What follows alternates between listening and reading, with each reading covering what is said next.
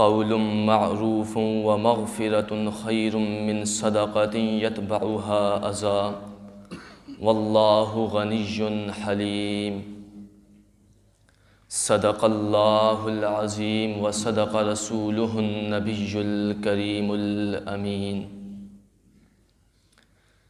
سورہ بقرہ کی ان آیات میں اور اس سے پہلی والی جو آیات ہیں اس میں صدقہ کی فضیلت کو بیان کیا گیا۔ فرمایا گیا کہ جو شخص ایک صدقہ عطا کرے گا، خلوص نیت کے ساتھ صدقہ دے گا، تو اس ایک صدقہ کے بدلے میں اللہ تعالیٰ اسے 700 کے برابر ثواب دے گا۔ ان فضائل کے بعد چونکہ ہمارا مقصود صدقہ پر بحث نہیں کرنا، اس لیے ہم آگے اپنے مقصود کی طرف جائیں گے۔ پھر صدقہ کی اس فضیلت کو بیان کرنے کے بعد فرمایا ایک ایسی برائی، ایک انسان کے اعضاء میں ایک ایسا عضو، ایک ایسی آفت جس کو اگر انسان غلط استعمال کرے تو پھر وہ صدقہ کی اس فضیلت کو بھی ختم کر دیتا ہے، صدقہ کی جو فضیلت ہے اس کو ختم کر دیتا ہے۔ صدقہ دینے والا شخص گویا کہ اس نے صدقہ دیا ہی نہیں۔ وہ آفت کیا ہے، وہ کون سا عضو ہے جس کے غلط استعمال کرنے سے صدقہ بھی صدقہ نہیں رہتا۔ فرمایا گیا قول معروف ومغفرۃ خیر من صدقۃ۔ وہ آفت، وہ عضو زبان ہے۔ اگر کسی شخص نے اپنے زبان کو درست استعمال نہیں کیا، اپنی زبان سے اچھی بات نہیں کی، تو پھر اس کا صدقہ بھی اسے کوئی کام نہیں دے گا۔ اگر کسی نے صدقہ دیا، پھر صدقہ دینے کے بعد اس نے جس کو صدقہ دیا اسے حقارت کی نظر سے دیکھے، اس پر احسان جتلائے، اسے کہے کہ میں نے تو تجھے صدقہ دیا تھا، تو پھر بھی میری خدمت نہیں کرتا، پھر بھی میری قدر نہیں کرتا، پھر بھی میرا ادب نہیں کرتا، تو ایسے شخص کو جو اس نے صدقہ دیا کوئی فائدہ نہیں دے گا۔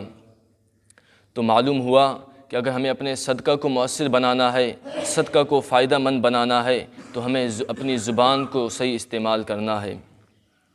عزیزان محترم، انسان کا جو زبان ہے یہ بہت اہمیت کا حامل ہے۔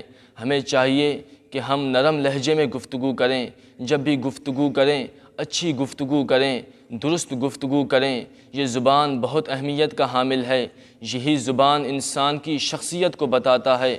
اگر انسان اپنے زبان کو صحیح استعمال کرے، اچھی طرح استعمال کرے، اچھی بات کرے، نرم لہجے میں گفتگو کرے، تو ہر شخص اس کو اچھی نظر سے دیکھے گا، اس کو اچھا انسان سمجھے گا۔ لیکن اگر کوئی اپنے زبان کا صحیح استعمال نہ کرے، زبان سے گالم گلوچ کرے، زبان سے لوگوں کو تکلیف دے، زبان سے لوگوں کو برا بھلا کہے، تو ہر شخص اس کو دور بھاگے گا، ہر شخص اس کو بری نظر سے دیکھے گا۔ قرآن مجید فرقان حمید میں، احادیث مبارکہ میں، بزرگان دین کے اقوال میں زبان پر بہت وعیدیں آئی ہیں۔ زبان کے صحیح استعمال کا بہت زیادہ حکم دیا گیا ہے۔ اسی آیت میں خود دیکھیں کہ یہاں سے پہلے صدقہ کی فضیلت کو بیان کیا گیا۔ صدقہ کے بارے میں کہا جاتا ہے کہ یہ بلاؤں کو ٹال دیتی ہے، یہ گناہوں کو بخشنے کا ذریعہ ہے۔ جو شخص صدقہ دے گا اس پر اللہ کا جو غضب ہے، غضب کی جو آگ ہے وہ ٹھنڈی پڑ جاتی ہے۔ جو شخص صدقہ دیتا ہے اس کا خاتمہ ایمان پر ہو جاتا ہے۔ لیکن زبان کو اگر کوئی شخص صحیح استعمال نہ کرے تو پھر یہ صدقہ بھی اسے کوئی فائدہ نہیں دے گا۔ اس نے صدقہ دیا لیکن اپنے زبان کو اپنے کنٹرول میں نہیں کیا، زبان کو اپنے قابو میں نہیں کیا، زبان کو صحیح استعمال نہیں کیا، اس غریب بیچارے کو تنگ کیا، اس کو اذیت دیا، اس کو ستایا، تو پھر اسے صدقہ بھی کوئی فائدہ نہیں دے گا۔ تو معلوم ہوا کہ ہمیں اپنے زبان کو اپنے کنٹرول میں کرنا ہے، زبان کو اپنے گرفت میں کرنا ہے، زبان کو اپنے قابو میں رکھنا ہے، زبان کو صحیح استعمال کرنا ہے۔ قرآن مجید میں دوسری جگہ ارشاد فرمایا وَيْلٌ لِكُلِّ ہُمَزَةٍ لُمَزَةٍ۔ ہر ہمزہ اور لمزہ کے لیے ویل ہے۔ ہمزہ اور لمزہ ایک تفسیر کے مطابق ان دونوں کا معنی ایک ہی ہے، یہ دونوں مترادف لفظ ہیں۔ ہمزہ اور لمزہ اس شخص کو کہتے ہیں جو کسی کی عیب جوئی کرے، کسی کو طعنہ زنی کرے، کسی کو برا بھلا کہے۔ تو فرمایا ہر وہ شخص جو طعنہ زنی کرتا ہے، عیب جوئی کرتا ہے، چغل خوری کرتا ہے، اس کے لیے ویل ہے، اس کے لیے ہلاکت ہے، اس کے لیے بربادی ہے۔ ایک دوسری آیت میں مومنوں کی نشانی بیان کرتے ہوئے فرمایا وَهُمُ والذین هم عن اللغو معرضون، کہ مومن وہ ہیں جو بیکار باتوں سے اعراض کرتے ہیں، بیکار باتوں سے اپنا منہ موڑ لیتے ہیں، بیکار باتیں نہیں کرتے، جب بھی بات کرتے ہیں تو وہ بات فائدہ مند ہوتی ہے، اس سے کوئی مقصد حاصل ہوتا ہے، اس سے کوئی مطلب حاصل ہوتا ہے۔ تو معلوم ہوا سچا مومن وہ ہے، سچے مومن کی پہچان وہ ہے جو اپنے زبان کو اپنے قابو میں رکھے، زبان سے اچھی بات کرے۔ احادیث مبارکہ بھی زبان کے متعلق بہت ساری وارد ہوئی ہیں۔ ایک جگہ حضور صلی اللہ علیہ وسلم نے ارشاد فرمایا سباب المسلم فسوق، کہ مسلمان کو گالی دینا یہ فسقی عمل ہے۔ تو معلوم ہوا کہ گالی دینا بہت برا عمل ہے، اس سے انسان فاسق بھی ہو سکتا ہے۔ ایک دوسری جگہ ارشاد فرمایا لا يدخل الجنت قطات، کہ چغل خور جنت میں داخل نہیں ہوگا۔ ایک دوسری جگہ ارشاد فرمایا ومن ترک المراء وهو حق بنی له فی وسط الجنت، کہ جو شخص گالم گلوچ کو چھوڑ دے، کسی کو تکلیف دینے کو چھوڑ دے، جنگ جھگڑے کو چھوڑ دے، تو اس شخص کے لیے جنت کے بیچ میں ایک مکان بنا دیا جائے گا۔ ایک دوسری جگہ ارشاد فرمایا ویل لمن یحدث فیکذب لیضحک بالقوم ویل لہ ویل لہ، کہ اس شخص کے لیے ویل ہے جو بات کرے لیکن اس بات میں وہ جھوٹ بولے تاکہ لوگ ہنسیں، لوگ خوش ہو جائیں، اس کے بعد سے لوگوں کو لطف ہو، لوگ خوش ہو جائیں، تو ایسی شخص کے لیے ویل ہے، اس شخص کے لیے ویل ہے۔ 3 دفعہ ویل کا ذکر فرمایا کہ اس شخص کے لیے ویل ہے، اول میں کہا، پھر آخر میں 2 دفعہ پھر کہا اس کے لیے ویل ہے، اس کے لیے ویل ہے، اس کے لیے ہلاکت ہے، اس کے لیے بربادی ہے، جو بات کرے تو جھوٹ بولے اور تاکہ اس سے لوگ خوش ہو جائیں۔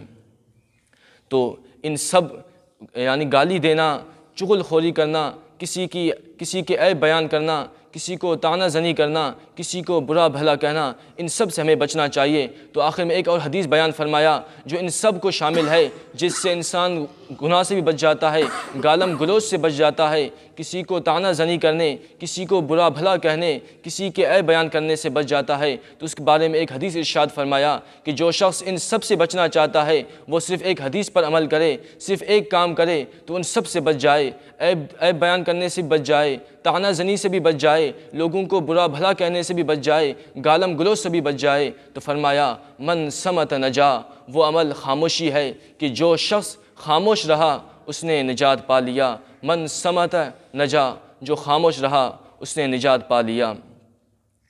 حضرت سیدنا حسان بن سنان رحمۃ اللہ علیہ بہت بڑے بزرگ تھے۔ ان کا ایک واقعہ ذکر کیا جاتا ہے کہ وہ ایک دفعہ ایک جگہ سے جا رہے تھے تو انہوں نے ایک بالا خانہ دیکھا، ایک مکان دیکھا، تو پوچھا کہ اس کو کب بنایا گیا ہے؟ لیکن جب انہوں نے یہ سوال کیا تو فوراً اپنی نفس کی طرف متوجہ ہوئے اور کہا کہ اے سرکش نفس، تو کیوں اس بیکار بات کے بارے میں پوچھتا ہے؟ تیرا اس سے کیا غرض، تیرا اس سے کیا فائدہ؟ مکان جب بھی بنا ہو تو اس کے بارے میں کیوں سوال کرتا ہے؟ تو اس وجہ سے اپنے نفس کو ملامت کرنے لگے اور نفس کو سزا دینے کے لیے پورا 1 سال روزہ رکھا۔ تو دیکھیے انہوں نے صرف مکان کے بارے میں سوال کیا کہ اس مکان کو کب بنایا گیا ہے، لیکن فوراً اپنے نفس کی طرف متوجہ ہوئے اور اپنے نفس کو سزا دیا کہ اس وجہ سے 1 سال پورا روزہ رکھ لیا۔ حضرت سعد بن ابی وقاص رضی اللہ تعالی عنہ صحابی رسول ہیں، وہ فرماتے ہیں کہ میں چاہتا ہوں کہ میرے اور لوگوں کے درمیان ایک لوہے کا دیوار بنا دیا جائے تاکہ نہ لوگ مجھ سے بات کریں اور نہ میں لوگوں سے بات کروں، اور میں اپنے اللہ تعالیٰ کی ذکر، اس کی یاد میں آباد رہوں۔ حضرت امام شافعی رضی اللہ تعالی عنہ فقہ کے بہت بڑے امام ہیں، ان سے ایک سوال پوچھا گیا تو وہ خاموش رہے۔ پھر دریافت کیا گیا کہ حضور آپ کیوں خاموش ہیں؟ تو آپ نے فرمایا کہ پہلے مجھے یہ سوچنے دو کہ میرے اس بارے میں بات کرنا اچھا ہے یا خاموش رہنا اچھا ہے۔ تو دیکھیے یہی وہ مقولہ یہاں پہ فٹ آتا ہے کہ پہلے تولو پھر بولو۔ امام شافعی پہلے خاموش رہے، انہوں نے فرمایا کہ پہلے میں دیکھوں کہ بات کرنے میں فضیلت ہے، بات کرنے میں اہمیت ہے، یا پھر خاموش رہنے میں فائدہ ہے۔ تو عزیز، اس گفتگو سے معلوم ہوا کہ زبان بہت اہمیت کا حامل ہے۔ یہی زبان ہے کہ اگر اس کو غلط استعمال کریں تو 2 دوستوں کے درمیان نفرت پیدا ہو جاتی ہے، 2 دوستوں کے درمیان جو محبت تھی وہ نفرت میں تبدیل ہوتی ہے، 2 دوستوں کے درمیان بگاڑ پیدا ہو جاتا ہے، 2 بھائیوں کے درمیان بگاڑ پیدا ہو جاتا ہے، معاشرے میں بگاڑ پیدا ہو جاتا ہے۔ تو ہمیں چاہیے کہ اگر ہم اپنی زندگی اچھی طرح گزارنا چاہتے ہیں، ہم اپنی شخصیت برقرار رہنا چاہتے ہیں، تو کم گفتگو کریں، جب بھی گفتگو کریں تو اچھی گفتگو کریں، نرم لہجے میں گفتگو کریں، مؤثر گفتگو کریں، ایسی گفتگو کریں کہ کوئی شخص مصیبت زدہ ہے، کوئی آفت زدہ ہے تو وہ اس سے خوش ہو جائے، وہ اس کی جو مصیبت ہے وہ اپنے مصیبت کو بھی بھلا دے۔ تو اللہ تبارک و تعالیٰ سے دعا ہے کہ ہمیں اپنی زبان کی خیال رکھنے کی توفیق نصیب فرمائے، زبان کو اچھی طرح استعمال کرنے کی توفیق نصیب فرمائے۔ اول تو خاموش رہنے، زبان کو بند رکھنے کی توفیق نصیب فرمائے، لیکن جب بھی بولیں تو اچھی بولیں، اچھی گفتگو کریں اور لوگوں کو فائدہ مند گفتگو کریں۔ اللہ تبارک و تعالیٰ عمل کرنے کی توفیق نصیب فرمائے۔ وآخر دعوانا ان الحمد للہ رب العالمین۔